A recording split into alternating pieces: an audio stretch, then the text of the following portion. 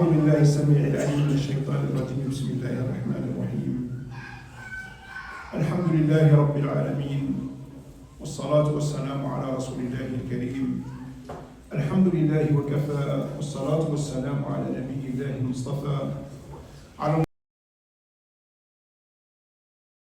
العلي العظيم اللهم تقبل منا صيامنا اللهم تقبل منا قيامنا اللهم تقبل منا قرآننا اللهم تقبل منا دعاءنا اللهم تقبل منا ركوعنا وسجودنا اللهم تقبل منا صلاتنا اللهم تقبل منا أعمالنا كلها ربنا تقبل منا إنك أنت السميع العليم واغفر لنا إنك أنت الغفور الرحيم وارفق بنا فيما جرت به المقادير إنك على كل شيء قدير رب اشرح لي صدري ويسر لي أمري واحلل عقدة من لساني يفقه قولي أيها الآباء الكرام أيها الإخوة الأفاضل أيتها الأخوات الكريمات السلام عليكم ورحمة الله تعالى وبركاته وبعد. J'ai donné la feuille de route en début du mois du Ramadan en vous disant يا جماعة شهر رمضان هو شهر العبادات والطاعات, en disant que le mois du Ramadan c'est le mois des adorations par excellence, en disant aussi que Ramadan c'est le mois du Coran par excellence, wa shahrul Qur'an, et d'ailleurs khutbat al-yawm ça va être dans ce sens-là bi'idhnillahi azza wa jal, et en disant surtout que Ramadan c'est le mois des triomphes et des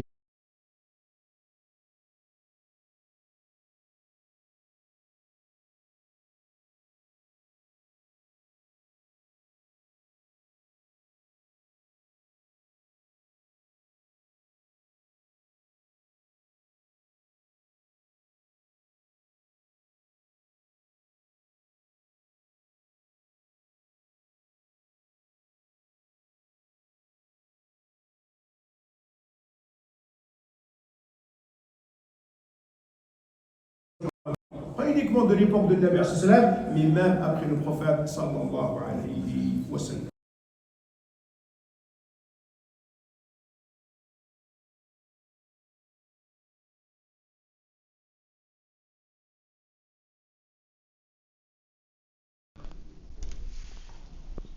Parce qu'aujourd'hui on va parler de ça, Inch'Allah subhanahu wa ta'ala. Hein? Et comme la dernière fois je vous ai donné un aperçu de ça, normalement, hein, on a révisé un petit peu. Alors, أول ما وقع على عهد النبي صلى الله عليه وسلم من انتصار واش؟ La première victoire c'était quoi? C'était la bataille de Badr, Inch'Allah tabaraka wa ta'ala. Alaykoum salam wa rahmatullah. La deuxième,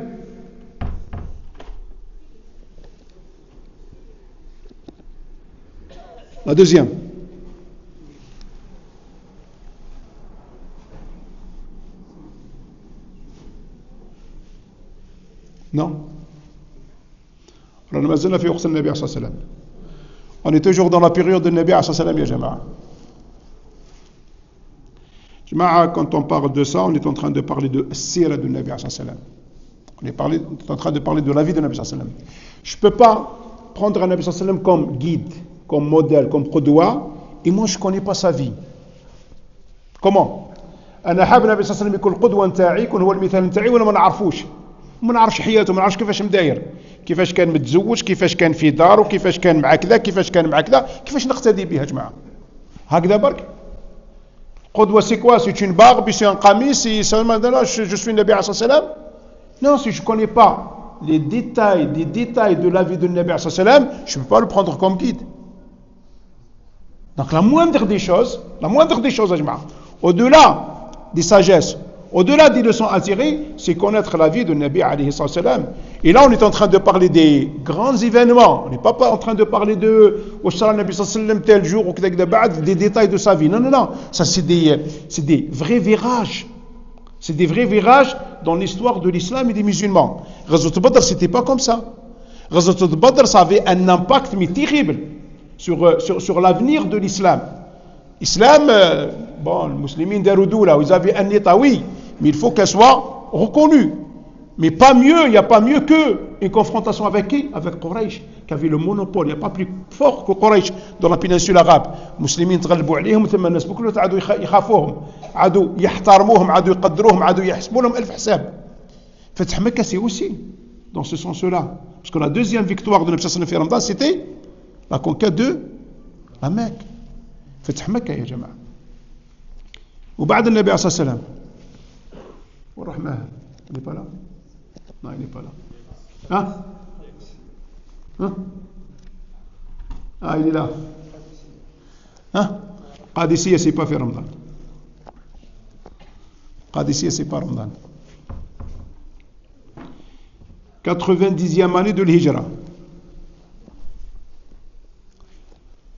90 سنة 90 من الهجرة قلنا فتح الأندلس و562 قلنا معركة عين جالوت أنا اليوم يا جماعة بنحكي لكم على فتح مكة راح نحكي على فتح مكة La conquête de la Mecque, c'était pendant le mois du Ramadan, c'était la 8e année de l'Hégire, Inch'Allah subhanahu wa ta'ala. Sauf que, باش نفهموا فتح مكة, il faut revenir en arrière. Et exactement, il faut revenir 2 ans en arrière. لازم نعاودوا نرجعوا عامين للوراء باش يقدر الانسان يعرف منين جاء فتح مكة هكذا وكيفاش كان فتح مكة ان شاء الله سبحانه وتعالى. 2 ans en arrière, ça veut dire رانا في السنة السادسة للهجرة. C'est la 6e année de l'Hégire. واش صرا في la 6e année de l'Hégire? Qu'est-ce qui s'est passé la 6e année de l'Hégire? Ce qui a ouvert la porte à la conquête de la Mecque, Ijma'.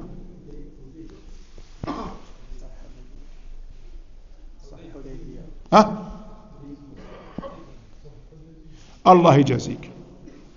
6e de l'année de l'Hégire, il y avait un pacte, il y avait un accord entre les musulmans et Quraysh, qu'on appelle Sulh al-Hudaybiyah. L'accord de l'Hudaybiyah, nisbatan ila al-makan, l'endroit où s'est tenu cet accord, Inch'Allah subhanahu wa ta'ala. منين جاء صلح الحديبية 6e année de l'Hégire, ya jama'a, le Nabi sallallahu alayhi wa sallam a décidé de faire une umrah. النبي صلى الله عليه وسلم قال أنا العام هذا أروح العمرة ما قالش من راسه dans un rêve dans un songe النبي عليه الصلاة والسلام d'ailleurs صلح الحديبية a été commenté par une sourate الله عز وجل تكلم عنه في سورة وهي سورة الفتح إنا فتحنا لك فتحا مبينا. Et donc dans cette sourate Allah subhanahu wa ta'ala nous parle comment est venu l'accord de l'Hudaybiyah. Donc le Nabi sallallahu alayhi wa sallam dans un rêve il voit qu'il est en train de tourner autour de la Kaaba, qu'il est en train de faire la Umrah, qu'il s'est rasé les cheveux et ainsi de suite. Donc il a rassemblé ses compagnons, sachant que c'est la période où il y avait la guerre bin Quraysh ou bin Muslimin, il y avait une guerre. Donc tu ne peux pas venir comme ça pour dire je décide d'arrêter la guerre et d'aller au pèlerinage ou d'aller voir la Kaaba et la Mecque. فهذا النبي صلى الله عليه وسلم الناس اللي معه بكل. قلت لكم à cette époque-là, il y avait 1400 musulmans. 13 ans à la Mecque, plus 6 ans à Médine, ça fait 19 ans. En 19 ans de da'wah, il y avait combien de personnes? Il y avait 1400 musulmans. Vieux, vieilles, petits, grands, machin, et ainsi de suite. Les musulmans kamlin, la population musulmane était au nombre de 1400. Nabi sallallahu a laissé quelques-uns, bien sûr, on ne va pas laisser Medina Farghana, a laissé quelques-uns là-bas, et les 1400, pour faire la Umrah. L'information est arrivée à Quraysh, parce que Nabi sallallahu a envoyé un émissaire pour lui dire, et pour avertir Quraysh qu'on va venir, mais pas pour faire la guerre. On va venir pour faire la Umrah. Et d'ailleurs, juste en sortant de Médine, il y a quelque chose qui dénote, et qui montre qu'on n'est pas venu pour faire la guerre, et qu'on est venu pour l'Umrah. Parce que pour faire l'Umrah, il faut faire l'Ihram, la sacralisation. L'Ihram, pour les gens qui viennent de Médine, c'est Biar Ali, Dhul Hudayfa, Abar Ali. Les vieux Taouanais, c'est Biar Ali.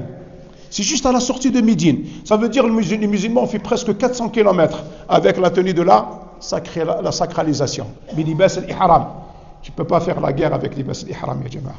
Il faut vraiment l'essayer. Pour voir que, déjà pour vivre tranquillement, pour aller faire la prière et revenir, c'est dur. Pour vivre avec ça 2 jours, 3 jours, surtout pour les gens qui font le Hajj, c'est pas facile. Alors pour faire la guerre avec Libas al-Ihram, avec la tenue de la sacralisation, en état de sacralisation, c'est impossible.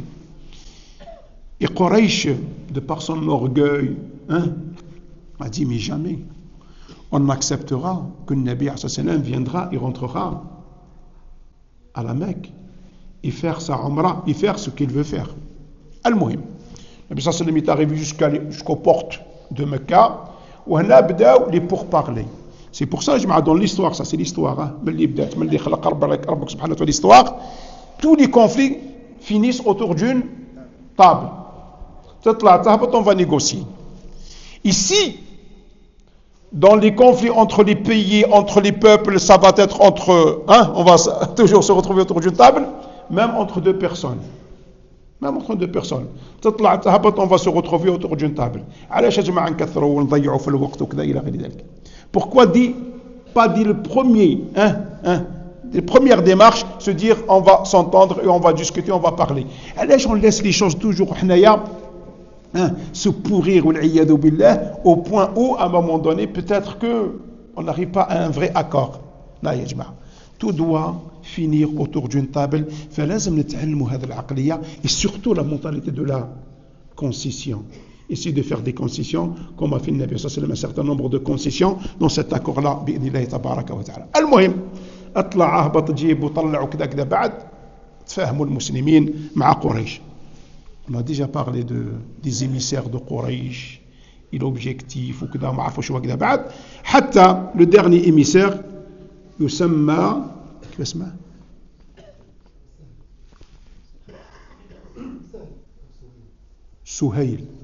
سهيل ابن عمر. Quand le Nabi sallallahu alayhi wa sallam l'a vu, قال لهم سهل أمركم اسم على مسمى. Parfois le prénom il dénote de la personnalité de la personne. سهل أمركم وجاء سهيل ibn Amr pour signer un accord avec le Nabi alayhi salatu wa salam. Dans cet accord, il y avait 4 points. Il y avait 4 points, 4 axes.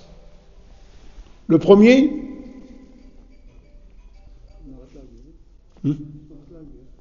non, le premier. Par ordre, le premier Jama'a, cette année, pas de Umrah. Ya Rasulallah, tu es venu, tu reviens. Tu dois faire demi-tour. Toi ou Nas al-Lim'ak. Cette année, il n'y aura pas de Umrah. Pour sauver la face de Quraysh. Nabi sallam a accepté. On ne fait pas la Umrah. En revanche, l'année prochaine, Inch'Allah, tu peux revenir. Et en revenant, on te donne 3 jours. Et pendant 3 jours, personne des Mécois ne restera à la Mecque. Libre ya Rasulallah. Toi et les gens qui seront avec toi. En revanche, cette année, pas de Umrah. Sur ce point-là, il n'y a aucun problème. Deuxième point, un cessez-le-feu de 10 ans. Pas de guerre entre les musulmans et Quraysh pendant 10 ans. Et ça a été très profitable à l'islam et aux musulmans. Et on reviendra, Inch'Allah subhanahu wa ta'ala. C'est pas par hasard il y avait 1400 bonhommes avec le Nabi sallam pendant la Umrah. Là, ils sont 1400. 2 ans après, pour la conquête de la Mecque, ils étaient combien? 10 000. En l'espace de 2 ans, on est passé de 1400 à 10 000 musulmans. 10 000 musulmans. Subhanallah. Subhanallah. Alors que 13 plus 6, 19 ans, on était à 1400. Quand tu es en période de conflit, de guerre, tu n'as pas le temps de faire la da'wa, d'expliquer aux gens, de ramener les gens vers l'islam ya jama'a. Mais quand c'était la paix et tu es tranquille et tu peux voir les gens, aller à la rencontre des gens, en l'espace de 2 ans, de 1400, on est passé à 10 000. Et 2 ans après,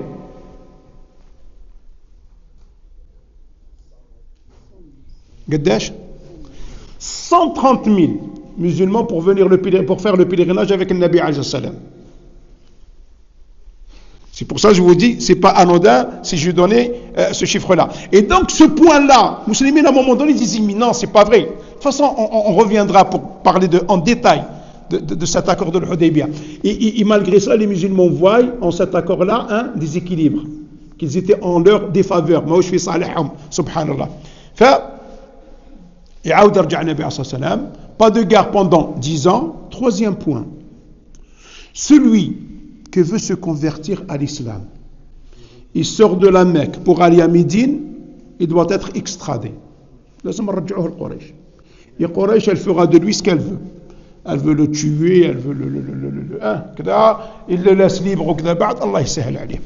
Et celui, dans le sens contraire, qui va renier sa religion, يكفر بالإسلام. Il te dira, moi je ne veux plus être musulman. مانيش حاب نعيش في المدينة, أنا حاب نرجع لقريش. Et pour vivre à la Mecque, qu'est-ce qu'on fait? On ne l'extrade pas. On ne l'extrade pas. خليه يدير واش حاب. Et le quatrième point qui nous intéresse, يا جماعة, c'est que من أراد أن يدخل في حلف محمد فليدخل. ومن أراد أن يدخل في حلف قريش فليدخل. Celui qui veut s'allier avec le Nabi sallallahu alayhi wa sallam, il peut s'allier avec le Nabi sallallahu alayhi wa sallam. Et celui qui veut s'allier avec Quraysh, il peut s'allier avec Quraysh. Bani Bikr, une tribu arabe à côté de la Mecque, a choisi le camp de Quraysh. Et pour s'allier avec Quraysh. Une autre tribu arabe qui s'appelle Khuza'a a préféré s'allier avec le Nabi alayhi wa sallam. Sauf que, quand on devient allié, d'accord, il est pour tout le monde. Donc il n'est pas uniquement pour Quraysh ou Nabi sallallahu alayhi wa sallam. Et Bani Bikr, elle est alliée à Quraysh, mais elle te dit, moi, je ne suis pas concerné par cet accord. Wallah Khuza'a dit que non, moi je ne suis pas concerné par cet accord. Non, ils sont concernés par cet accord. Sauf que, entre Khuza'a et Bani Bikr, comme entre tous les Arabes de l'époque et même d'aujourd'hui, il y a toujours des guéguerres. Il y a toujours de la haine, de l'animosité. Subhanallah. Aqliya. D'ailleurs, Ibn Khaldoun dit clair, net et précis. L'arabe, si tu veux le relever cela, il n'y a qu'une seule chose, c'est la religion. C'est la religion. Si on veut oublier ces guéguerres, ces animosités, il n'y a que l'islam qui peut effacer cela, Inch'Allah subhanahu wa ta'ala. Et si on n'arrive pas à effacer cela, ça veut dire qu'il faut mettre en cause notre islamité, pas l'islam. Notre islamité et notre religiosité. Donc entre Bani Bakr et Bani Khuza'a, il y avait toujours cette guéguerre-là. Et Khuza'a a voulu profiter. Bani Bakr ont voulu profiter de cette trêve. Pourquoi? Pour faire mal à Khuza'a, allié de Nabi alayhi salam. Et c'est vrai. Une aide directe ou indirecte de Quraysh, l'essentiel c'est que Khuza'a a été attaqué par Bani Bakr. Et les responsables de Khuza'a sont venus voir Nabi alayhi salam pour leur dire, regardez qu'est-ce qu'ils nous ont fait. Nabi alayhi salam a piqué une colère sans précédent et a décidé à ce moment-là d'annuler et de rendre nul et caduque cet accord-là, Inch'Allah subhanahu wa ta'ala. Quraysh s'est rendu compte qu'elle a fait une erreur monumentale. Qu'est-ce qu'elle a fait? Elle a dépêché son chef suprême, Abu Sufyan, et qui n'était pas présent pendant l'accord de Al-Hudaybiyah. Donc les musulmans ne peuvent pas dire qu'il a influé, qu'il n'a pas influé, qu'il a mis son poids, qu'il n'a pas mis son poids, et ainsi de suite. Parce que, encore une fois, les musulmans considéraient que les 4 points étaient en leur défaveur. Mais on va l'étudier, Inch'Allah subhanahu wa ta'ala, tous les 4 points étaient en faveur des musulmans, bi'idhnillah tabaraka wa ta'ala. Donc il est parti, Abu Bakr, pour voir le Nabi alayhi salam à Médine. يروح وين؟ يروح للمسجد. C'est notre QG, ya jama'a. Notre quartier général, c'est le masjid. Normalement, si on a besoin de quoi que ce soit, on vient à la mosquée. Et tous nos problèmes doivent être réglés au moins à la mosquée. Tout doit démarrer de la mosquée, Inch'Allah subhanahu wa ta'ala. La mosquée, ce n'est pas un lieu exclusif de la prière. Pas besoin de cette mosquée. De ce type de mosquée, on n'a pas besoin.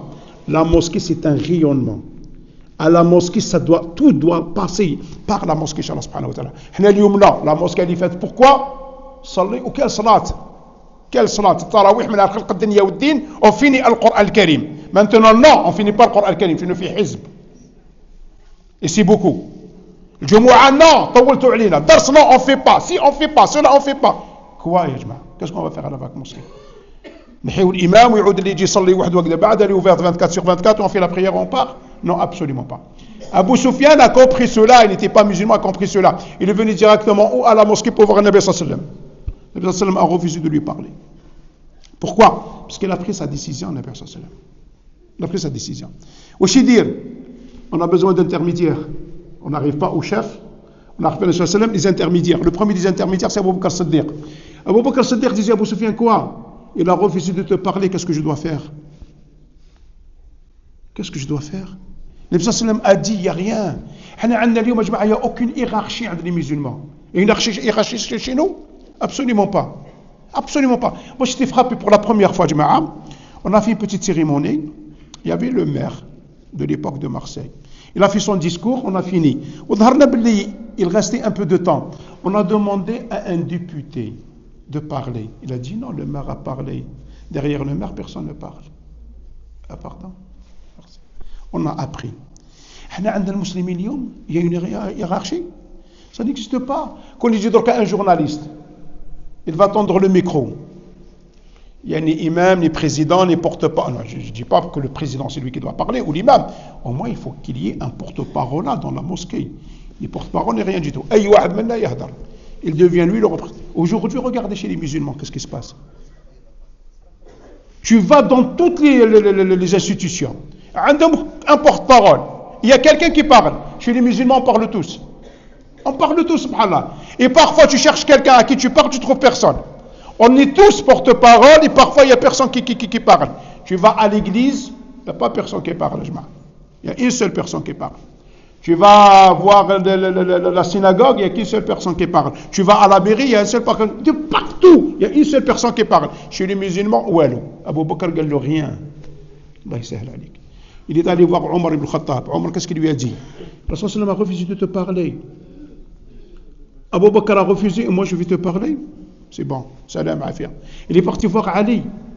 Et il y a une relation forte entre Ali et Abu Sufyan. Il a voulu jouer sur ça. Il a dit non. Il n'y a rien à faire. Le Nabi a décidé de te boycotter, de ne pas parler avec toi. C'est bon, il n'y a aucun problème.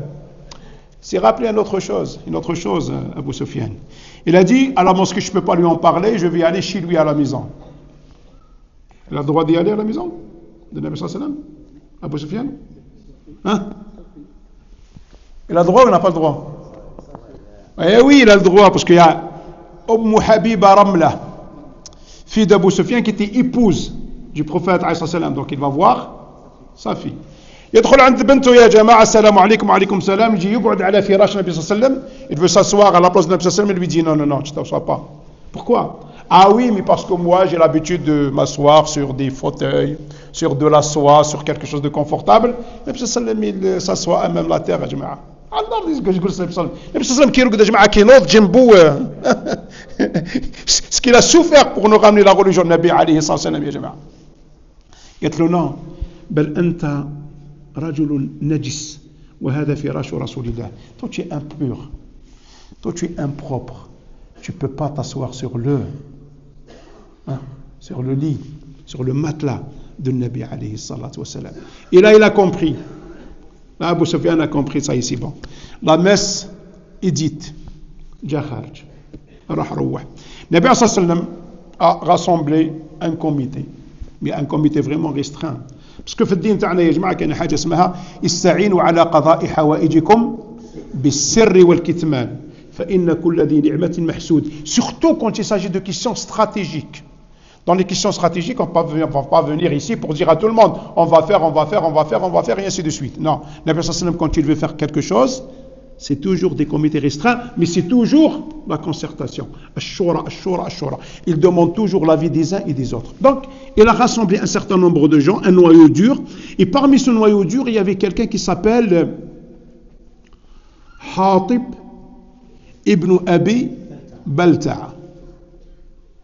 Hatib ibn Abi Balta'a, c'est un Mikwa, parmi les premiers, et qui a émigré avec le Nabi sallallahu alayhi wa sallam. Quand il a entendu parler que le Nabi sallallahu alayhi wa sallam allait conquérir la Mecque, il a laissé sa famille, ses enfants et ses intérêts. Il a écrit une lettre. Il a voulu la transmettre à sa famille pour qu'elle quitte la Mecque. Temporairement, jusqu'à ce que cette affaire finira, Inch'Allah subhanahu wa ta'ala. Il y a des gens qui considéraient que c'était une trahison. Il a donné à une femme, parce qu'il y avait un groupe qui venait à la Mecque, qui venait à Médine, et voulait rentrer à la Mecque, donc il leur a donné ce livre-là, cette lettre-là, pour la transmettre à sa famille. Et Allah Azza wa Jal a informé le Nabi alayhi salatu wa salam.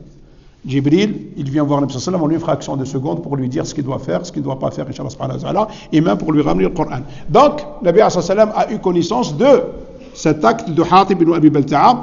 Il a dépêché Ali et deux autres personnes pour récupérer le livre, la lettre, et comme ça, Quraysh ne saura rien du tout, bi'idnillahi tabaraka wa ta'ala. Et Omar, énervé comme il était, disait à Nabi sallallahu alayhi wa sallam, lui c'est un traître, laisse-moi, je vais lui trancher là. فيقول النبي عليه الصلاة والسلام يقول له هذا من أهل بدر. Hatib, c'est parmi les gens qui ont assisté à la bataille de Badr. Et Allah subhanahu wa ta'ala dit les gens de Badr كأن الله طلع على قلوبهم فقال افعلوا ما شئتم فقد غفرت لكم. Les premiers de Wajma, on doit toujours les respecter. Ces gens-là ont assisté à la bataille de Badr. Ils sont quand assisté à la bataille de Badr, c'est qu'Allah subhanahu wa ta'ala leur a dit faites ce que vous voulez. Ça y est, vous êtes pardonnés par Allah subhanahu wa ta'ala. Et d'ailleurs, il y a toute une sourate qui a été révélée et qui commente cet acte de Hatib ibn Abi Balta'a. Wesh هذه الصورة؟ Cette affaire de Hatib, elle est commentée dans le Coran al-Karim. علق الله عز وجل في القرآن الكريم. ما هي الصورة؟ لا. Allez. 58. باش نختموا جماعة. كاين صورات؟ كاينش؟ Hein? Ah, je peux pas. Moi, j'ai jamais appris par numéro. Moi, je te donne le nom de la sourate. Je suis incapable de dire le numéro. Mais c'est vers la fin. C'est la sourate Al-Mumtahana, l'éprouvée. sourate Al-Mumtahana تتحدث عن هذه الحادثة يا جماعة بإذن الله تبارك وتعالى. المهم, dans ce qui s'est passé في فتح مكة, bien sûr, le Nabi sallallahu alayhi wa sallam a pris son armée. قلت لهم قداش? Ils étaient combien? Ils étaient 10 000.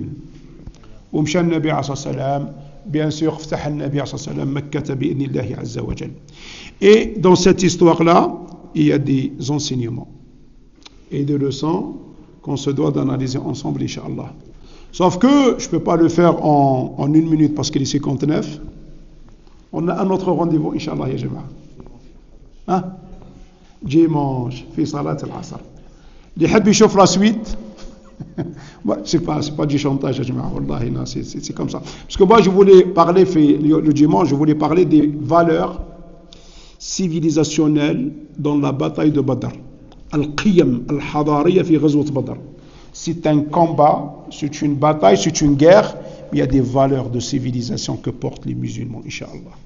Mais malheureusement, on ne va pas parler de ça. On va laisser ça l'Amdja, Inch'Allah, l'année prochaine. Mais on va parler des leçons et des enseignements tirés de l'histoire, de cette histoire de Fath Mecca, Inch'Allah, tabaraka wa ta'ala. أقول هذا الذي تسمعون وأستغفر الله لي ولكم فاستغفروا الله غفور رحيم ولا حول ولا قوة إلا بالله العلي العظيم. الله يجزيكم يا إخوان. Voilà, oui, baraka. Allez-y. Ah oui, la semaine prochaine, la semaine dernière, ما درناش. لما جماعة الله يجزيكم. إخوانكم سوف يمرون عليكم عبر الصفوف لجمع ما تيسر من المال لبيت الله عز وجل. Ya Jama'a, le Nabi sallam n'a jamais été aussi généreux que pendant le mois du Ramadan. Plus généreux que le Nabi sallam, ça n'existe pas, et surtout pendant le mois du Ramadan. Et on doit apprendre de Nabi sallam, الله يجزيكم. ثم ثانيا هذا لبيت الله عز وجل، هذا في سبيل الله، وما تقدموا لأنفسكم من خير تجدوه عند الله هو خير وأعظم أجرا، فأكثروا العطاء لبيوت الله، والله سبحانه وتعالى لا يضيع أجر المحسنين. الله يكرمكم، بارك الله فيكم. حاجة ثانية يا إخوان, c'est juste pour Khawatna qui ne jeûnent pas et qui doivent payer la fidya. Allah yajazikum. Allah yakramkum. Il y a des familles qui sont dans le besoin. Ta'arfouhum, très très bien. Et c'est pour cela on vous dit aussi que pour Zakat al-Fitr, en prévision de Zakat al-Fitr aussi, Allah yajazikum, li ya'arf autour de lui une famille qui est dans le besoin. On a des familles qui n'osent pas venir, qui n'osent pas dire حنا محتاجين وكذا, Allah يجازيكم. il faut les inscrire à la mosquée. Il faut les inscrire à la mosquée. Comme ça, on saura, Inch'Allah, les aider et on sera avec eux, Inch'Allah. Mais seulement, ils peuvent la faire sortir dès maintenant, il ne faut pas attendre. Pourquoi? C'est juste pour venir en aide à ces familles-là, Inch'Allah tabaraka wa ta'ala. Wallah subhanahu wa ta'ala yajazikum wa yajazina ala hadha al-amal. Allah yakramkum, Allah yabarak fikum. الحاجة الثالثة, elle concerne le projet Eid al-Adha. C'est le dernier rappel, ya jama'a. Quand tu vas chez le boucher, quand tu vas chez le chevillard, ou la ferme, pour demander ton mouton, tu donnes une avance ou pas? Tu dois demander combien et tu dois donner une avance. Tu ne peux pas venir à la mosquée où tu dis tu me laisses 2, tu me laisses 5 ou quoi. Ça ne se fait pas. Parce que si les gens ils vont se déplacer jusqu'en Espagne pour commander, il leur faut aussi une avance. C'est là-bas, sur place. Non, c'est là-bas. Tu ne vas pas les faire venir loin dans le masjid. Non, ça va être là-bas et on va le transporter jusqu'ici, Inch'Allah subhanahu wa ta'ala. Il n'y aura aucun problème par rapport à cela, Inch'Allah. Donc il faut au moins donner une avance. Oui, la carte, il faut au moins donner une avance. Et arrêtons de dire non, je viens, je donne mon nom, mon prénom et le nombre. Moi je veux 1, je veux 1, je veux 2, je veux 2 et je donne une avance. Il faut le faire le plus tôt possible, Arrêtons de la dernière seconde. On fait tous la même chose à la dernière seconde. Non. Si je peux le faire maintenant, pourquoi attendre? Et de plus, on va commander. Si c'était 1, si c'était 2, si c'était 3, il n'y a pas de problème. Peut-être que ça va être des centaines. Centaines, tu vas dire, salam alaikum, moi j'ai besoin de 200 têtes. Moi j'ai pas 200. Tu aurais dû m'avertir avant. Allah yajazikum lakum. C'est le dernier rappel, Inch'Allah subhanahu wa ta'ala, باش نعرفوا comment on doit faire. Ensuite, les petits détails, on veut les régler ensemble. تروح للبيرو قال يا جماعة وين تذبحوا تما وقتاش تجيبوا le lendemain ou la veille ou comment on va le faire. Ça, on peut se mettre d'accord sur ça. Mais le premier pas, c'est quoi? C'est que je dois